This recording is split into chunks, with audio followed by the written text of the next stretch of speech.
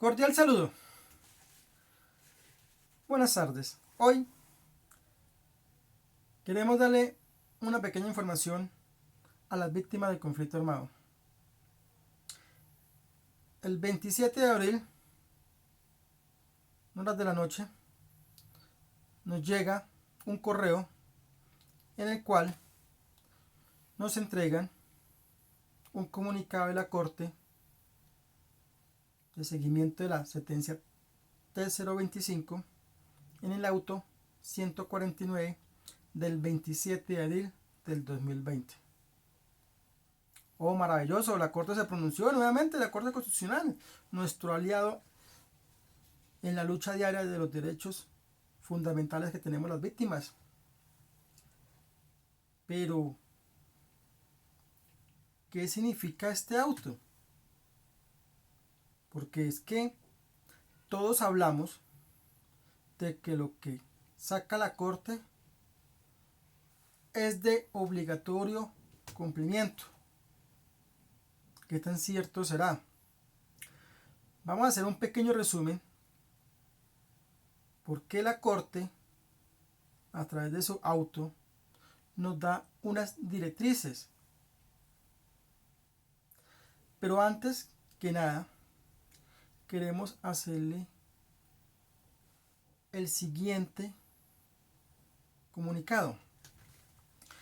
La Unidad para las Víctimas, el 26 de marzo de 2020, envía un comunicado número 2020-259-54-751 a las gobernaciones y alcaldes distritales y municipales. ¿Cuál es el asunto? Priorización de la población víctima vulnerable. 26 de marzo del 2020.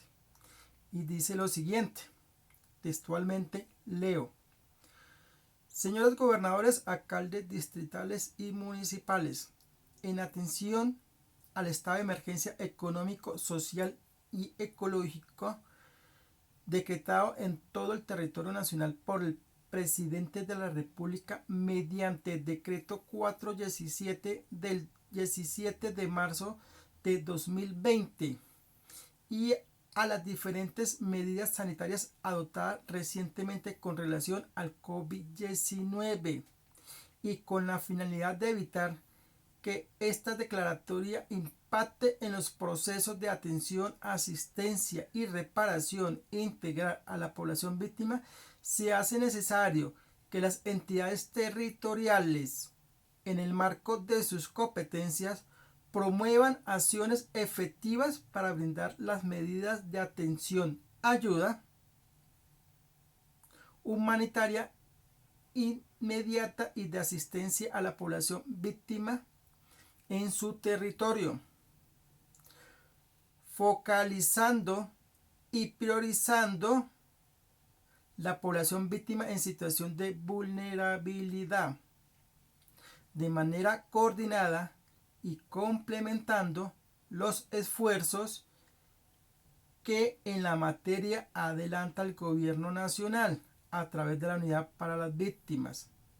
Para ello, mire lo que dice acá el documento, para ello se les invita a que en el marco de los ejercicios de armonización presupuestal, que es una línea que manejan los municipios y gobernaciones a través de los presupuestos, para la vigencia 2020 efectúen ajustes a sus planes de acción territorial, los famosos PAC o el famoso PAC con D en el Distrito de Bogotá, para que la implementación de la política pública de víctimas, con el fin de asegurar los recursos financieros necesarios para poder atender a la población víctima vulnerable en el actual estado de emergencia nacional.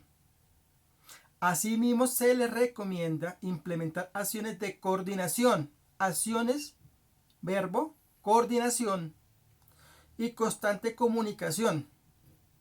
Bonitas las palabras, coordinación y comunicación con las mesas municipales y departamentales de víctimas en aras de garantizar que la población víctima vulnerable sin acceso a los programas sociales, lo confirmo, SISBEN, ayúdenme, recuérdense, ¿sí ves? O sea, tenemos más de 10 programas que tiene el gobierno nacional, que fueron lo que hablaron de las famosas ayudas.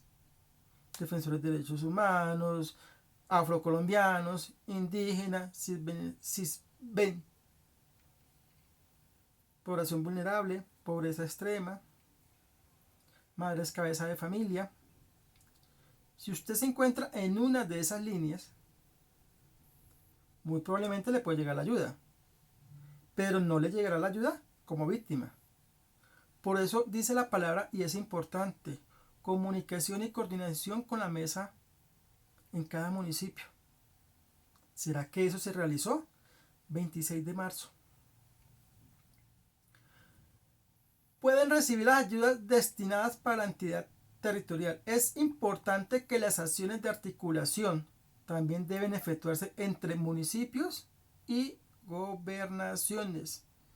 O sea que si yo como municipio no tengo la capacidad económica, ¿a quién le pido? Pues a la gobernación. ¿Y quién tiene que hacer eso?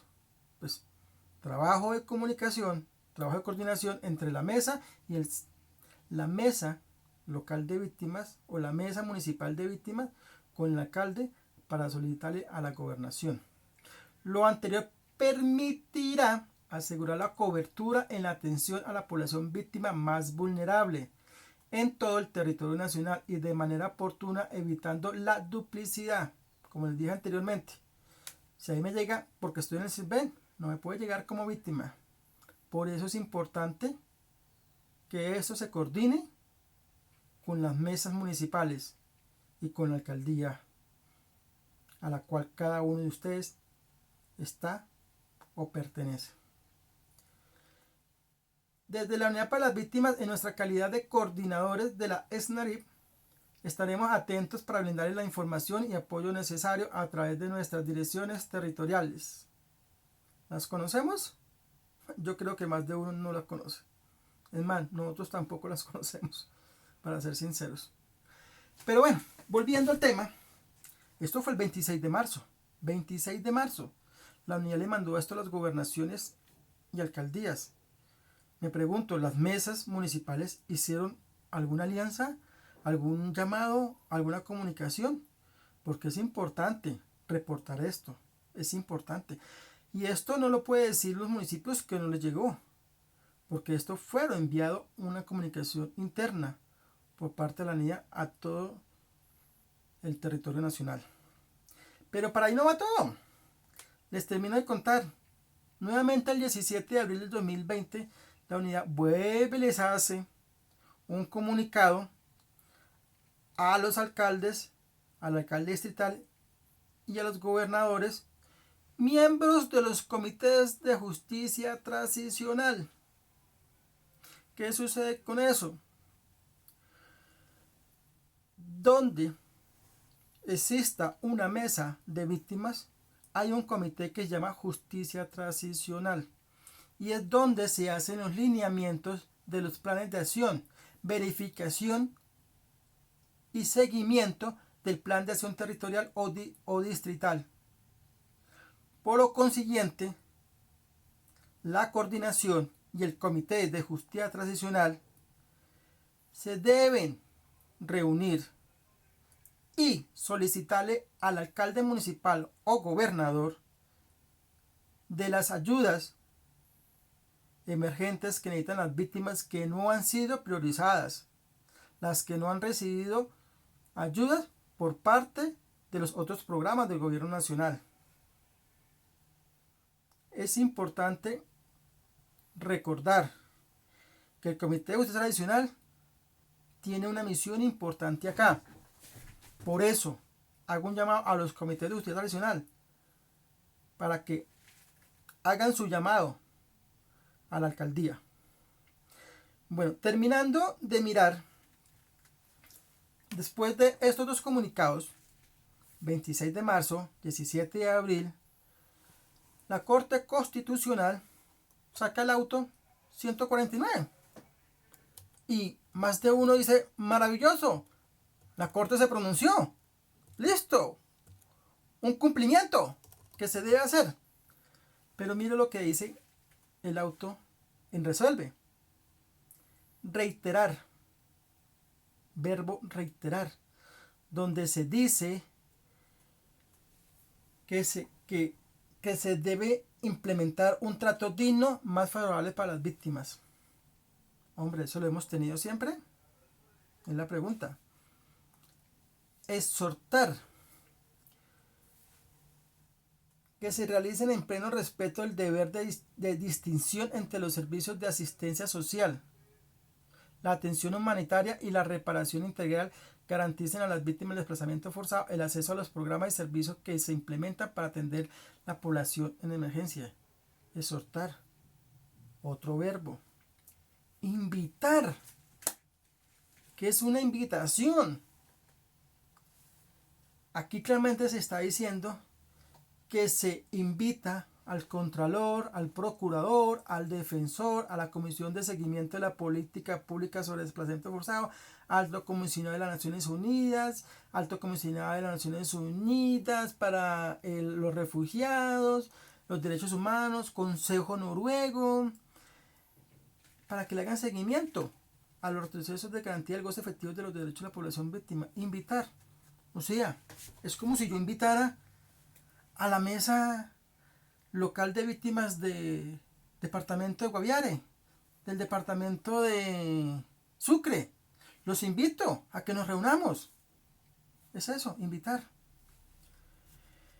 Remitir. Remitir. ¿Cuántos de nosotros no hemos enviado una carta donde se dice remitente? Por el cual aquí se dice que se debe remitir, ¿sí?, al Departamento Nacional de Planeación, Departamento de la Prosperidad Social, ¿sí?, al director de la Unidad de Víctimas, a la Comisión de Seguimiento Política sobre Desplazamiento Forzado. O sea, listo, yo lo remito. Le remito ya el caso, la petición, ¿sí?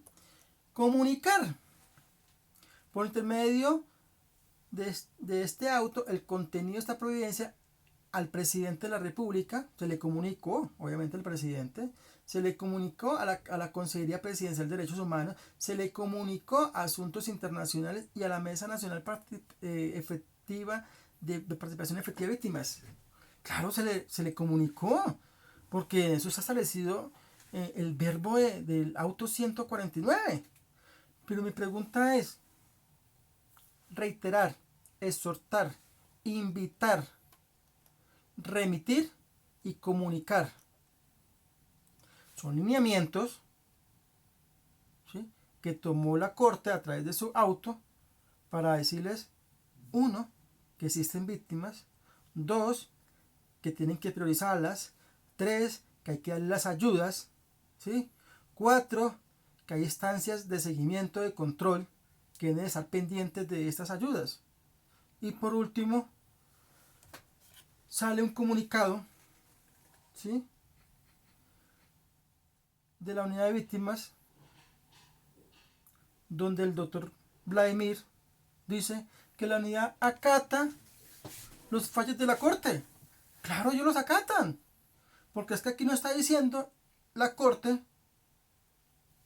ordénese al Estado colombiano de su presupuesto, saque para apoyar a las víctimas. Oblíguese a la unidad de víctimas dar una ayuda humanitaria por cada víctima. O sea, yo no quiero ser tan trascendental, pero aquí lo que está diciendo el auto es simplemente lo que ya les dije anteriormente. Pero esto es un fallo obligatorio, incluyente, informativo. Solo ustedes lo pueden así analizar. Nosotros simplemente estamos dando un concepto personal. Pero la realidad es que la unidad ha entregado unas ayudas, ha hecho unos giros, y unos giros también ha hecho victimizantes diferentes al desplazamiento forzado. O sea que la unidad ha venido cumpliendo, así sea con el 1% de la población víctima en Colombia, pero ha venido cumpliendo. Y lo ha hecho sin necesidad que la Corte, a través del auto, les haya recordado su obligación. Las preguntas que nosotros nos hacemos es: ¿falló la Corte? ¿Qué ha hecho el gobierno nacional? ¿Qué ha hecho el Departamento de Prosperidad Social? ¿Qué han hecho las demás entidades del ESNARI por dar esa ayuda humanitaria urgente a las víctimas del conflicto armado? Realmente, como lo dice más de uno, este auto, imprimirlo, enmarcarlo y tenerlo como un triunfo más que tiene voz, pero que a la vez no tiene voto. Muy respetuosamente de la Corte, pero simplemente lo vemos así. Gracias.